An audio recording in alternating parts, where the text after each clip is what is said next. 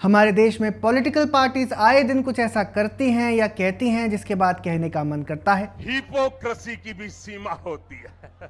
नमस्कार, पैम्फलेट में आपका फिर स्वागत है। और आज हम एक ऐसे बयान की पड़ताल करेंगे जो सिर्फ तथ्यात्मक रूप से गलत नहीं है बल्कि उस राजनीतिक दोहरेपन को भी उजागर करता है जो दशकों से इस देश की असल प्रगति पर पर्दा डालता आ रहा है।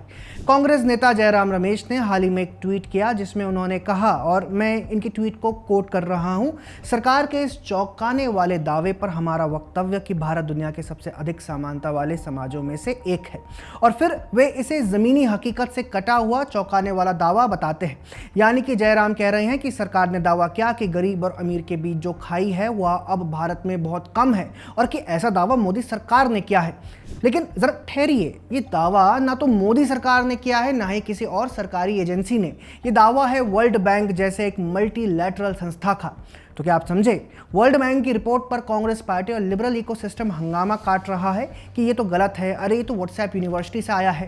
तो आइए पहले जान लेते हैं कि वर्ल्ड बैंक की इस रिपोर्ट में क्या लिखा है। 5 जुलाई 2025 को वर्ल्ड बैंक ने एक रिपोर्ट जारी की थी जिसमें कहा गया है कि भारत अब दुनिया के सबसे समानता वाले समाजों में से एक बन चुका है। जिनी इंडेक्स जो इनकम इनइक्वालिटी को मापने का सबसे मान्य तरीका है, उसमें भारत की रैंकिंग 25.5 रही, यानी लो इनइक्वालिटी की श्रेणी में।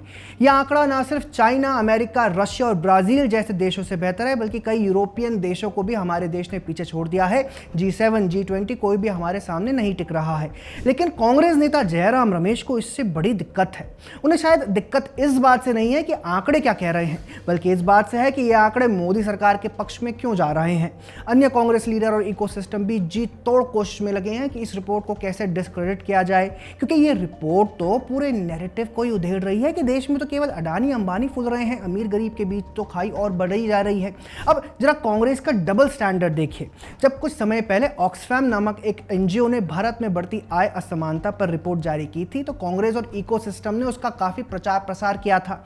और इस डबल स्पीक की पराकाष्ठा तो देखिए, जब कोई एनजीओ या पश्चिमी थिंक टैंक कोई ऐसी रिपोर्ट जारी करता है जिसमें भारत को लोकतंत्र में पिछड़ा, प्रेस को कुचला हुआ या आम लोगों को असंतुष्ट दिखाया जाता है, तब कांग्रेस के नेता उसे सिर पर उठा लेते हैं। उदाहरण की कोई कमी नहीं है, आइए कुछ पर नजर डालते हैं। आरएसएफ के प्रेस फ्रीडम इंडेक्स में भारत को हमेशा कम आंका जाता है। 2023 में भारत को 161वां स्थान दिया गया, अफगानिस्तान, कांगो और पाकिस्तान से भी नीचे। इस संस्था की रिपोर्ट्स पर अक्सर कई कांग्रेसी नेताओं व लिबरल पत्रकारों ने ये कमेंट भी किया है कि भारत में प्रेस की स्वतंत्रता अब खतरे में है। डेमोक्रेसी इंडेक्स, हर साल कई डेमोक्रेसी रिपोर्ट्स और इंडेक्सेस भी रिलीज होते हैं। 2021 में वीडेम ने भारत को इलेक्टोरल ऑटोक्रेसी कहा था। फ्रीडम हाउस लगातार 2021 से भारत को पार्टली फ्री बोलता आया है और कांग्रेस ने इन्हें इस्तेमाल कर बार बार मोदी सरकार पर हमला बोला है कि देश में तो अब अघोषित आपातकाल लागू है। ग्लोबल हंगर इंडेक्स की बात करें तो 2023 में भारत को 111वां स्थान मिला और सीरियस हंगर कैटेगरी में हमें डाला गया। कांग्रेस ने तुरंत ट्वीट किया कि इंडिया तो अब भूखा सो रहा है, लेकिन बाद में पता चला कि GHI का मेथोडोलॉजी ही संदिग्ध था। बच्चों की हाइट वेट डेटा को हंगर का पैमाना बना दिया गया था।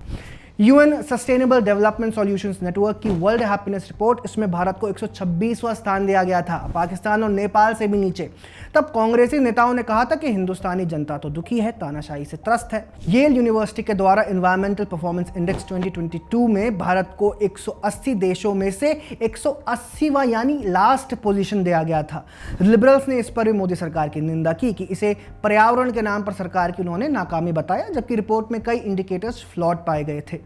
प्राइवेट संस्थाओं के दोषपूर्ण मेथड से बनी रिपोर्ट्स को गले लगाओ, लेकिन वर्ल्ड बैंक की रिपोर्ट को सरकारी बता दो। हिपोक्रेसी की भी सीमा होती है। दोस्तों, वर्ल्ड बैंक की रिपोर्ट सिर्फ इनकम इक्वालिटी तक सीमित नहीं है। 2011 से 2023 के बीच 17.1 करोड़ लोग गरीबी रेखा से बाहर निकले। भारत में सोशल सेफ्टी नेट स्कीम्स जैसे जनधन, PM आवास योजना, उज्ज्वला, आयुष्मान भारत ने रूरल और अर्बन वर्गों के बीच इनकम गैप को कम किया है। G20 देशों में भारत अकेला एक ऐसा देश है जिसकी इनइक्वालिटी कंसिस्टेंटली कम हो रही है। तो सवाल यह है, जब NGO रिपोर्ट्स भारत को गाली दे तब कांग्रेस उसे सत्य मानती है, लेकिन जब वैश्विक संस्थाएं भारत की प्रगति की तारीफ करें तो वह झूठा प्रचार बन जाता है। ऐसी राजनीति से देश को नुकसान होता है, ना कि मोदी सरकार को। भारत की छवि को नुकसान पहुंचता है, ना कि किसी पार्टी की। अगर आप इस दोहरी राजनीति को समझते हैं और असली आंकड़ों की सच्चाई को महत्व देते हैं तो इस वीडियो को शेयर कीजिए और नीचे कमेंट करके अपनी राय जरूर दीजिए। जय हिंद।